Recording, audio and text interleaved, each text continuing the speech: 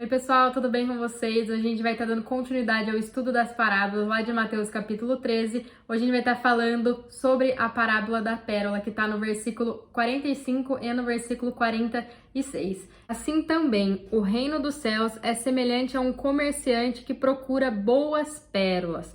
E tendo encontrado uma pérola de grande valor, foi, vendeu tudo o que tinha e a comprou.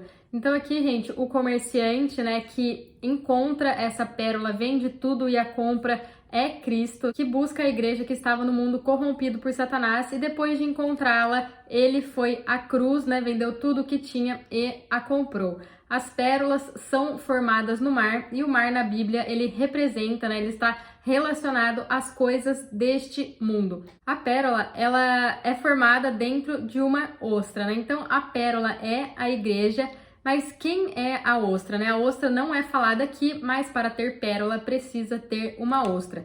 Eu até fui pesquisar como que forma a pérola dentro da ostra. Na verdade, né, a produção da pérola é o resultado da entrada de uma substância estranha no interior da ostra, né? Seja grãos de areia, parasita, pedaço de coral, rocha.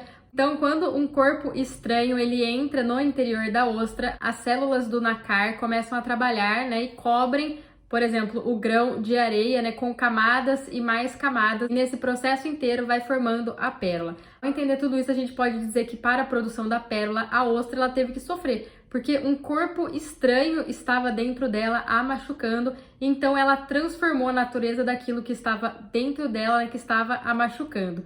E quem é essa ostra, né, que está cobrindo a pérola, que é a igreja?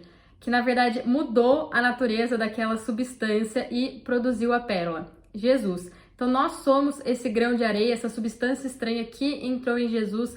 Então ele nos cobriu e mudou a nossa natureza. Então a gente entra como areia e a gente sai como pérolas de grande valor. Aqui no verso 46 a gente vê, né, a obra redentora de Cristo em obter essa pérola. Na cruz ele vendeu tudo o que tinha e comprou a pérola. A pérola é produzida dentro do mar, nesse mundo que a gente vive, onde jaz o maligno, e pela ostra que é Cristo, né? Quando ela é ferida por esse grão de areia que é o pecador, ela secreta, né, seu suco vital no grão de areia e assim forma a pérola. Uma coisa importante da gente ver aqui é que nas 4 primeiras parábolas descritas em Mateus, a gente vê apenas o crescimento de vida, né? A gente não vê nada de transformação. Nas parábolas a gente vê o trigo, a semente, a mostarda e a farinha fina. Então a gente tem essas 4 parábolas sobre o crescimento de vida, mas a 5ª e a 6ª parábola fala sobre essa transformação, né? A transformação nos torna pérola e pedras preciosas.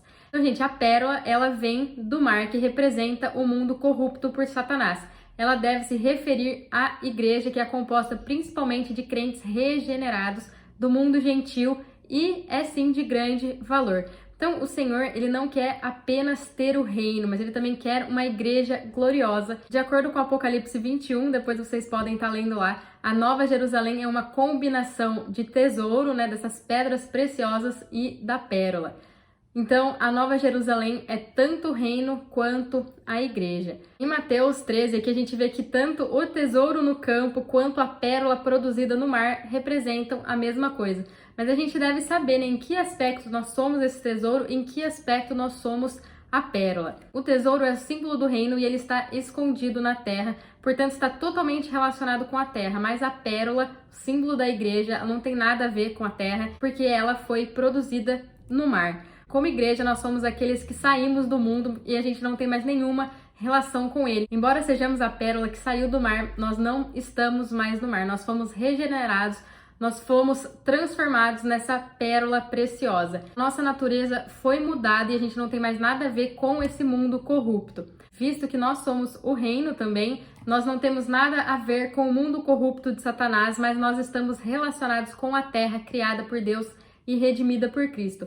Então, a igreja é a nossa vida e o reino é o nosso viver. Quando fomos regenerados, quando a gente aceita Jesus como Senhor e Salvador, o nosso espírito ele nasceu de novo, nós somos nova criatura, nós somos o corpo de Cristo. Essa é a nossa vida agora e nada vai mudar isso. Nós somos filhos de Deus e as nossas atitudes não podem fazer com que a gente perca essa filiação. A gente já não pode mais ser condenados ao inferno e nem à segunda morte, que é o lago que arde com fogo e enxofre. E isso não é mérito nosso. Essa é a nossa salvação judicial, onde o sangue de Cristo pagou todas as dívidas que a gente tinha com Deus.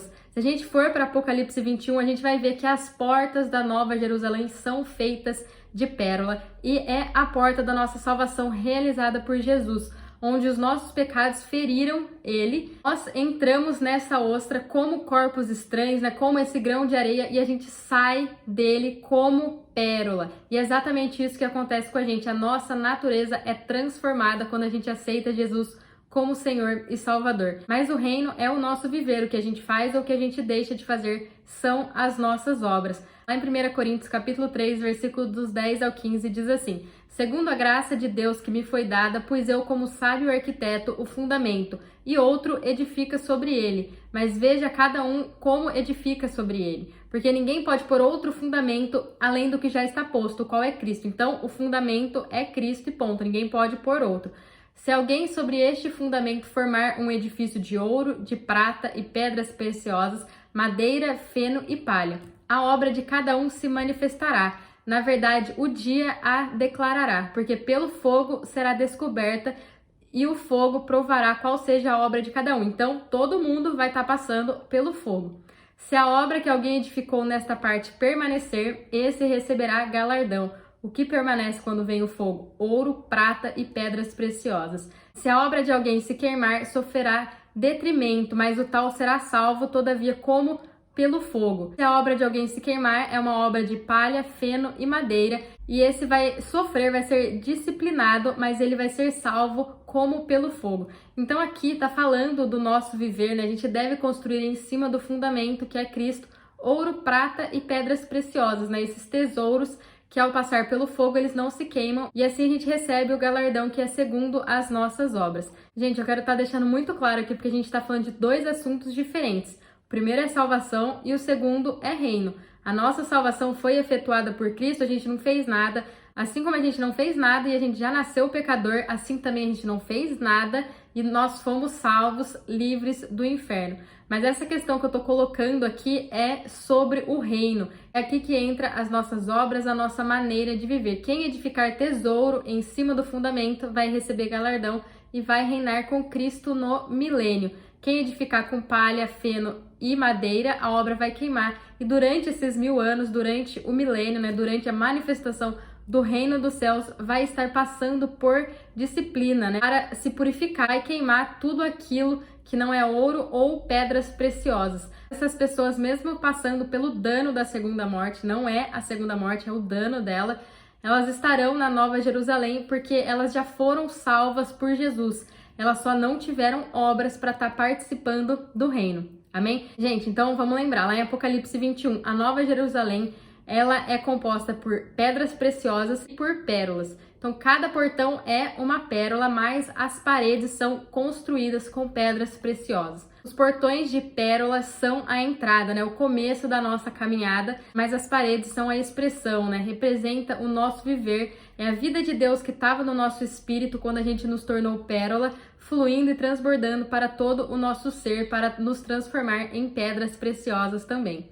Então nós, a igreja, nós fomos regenerados e libertos do mundo corrupto de Satanás, mas nós não somos apenas pérolas, né? Essa entrada, a gente também é pedras preciosas pelas quais se dá a expressão de Cristo, que é o nosso viver. Então, como a igreja, nós somos pérolas que tem a vida, é um novo começo, e como reino, nós somos o tesouro, né? As pedras preciosas erguidas como algo que foi construído para expressar Cristo.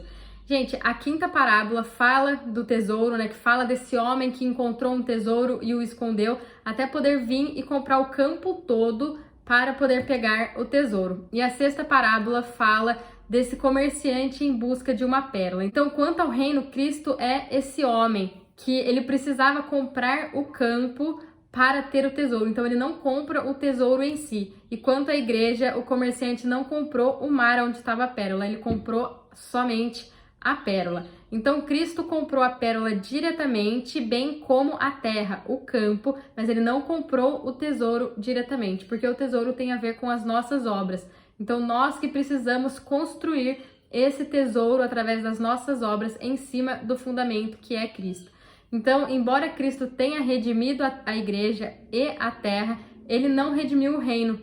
O reino não precisa de um redentor. Então, o reino é formado pela própria igreja. A igreja é a realidade do reino, através das obras que a gente pratica, e assim a gente vai receber o galardão e a gente vai poder ser participantes desse reino. Então, gente, quando Adão caiu, tudo que estava sobre o governo dele caiu também. Então, a terra que Deus criou foi perdida, assim também como as pessoas que já haviam sido predestinadas por Deus, e eles exigiam um comprador, eles exigiam alguém que salvassem eles e recuperassem eles.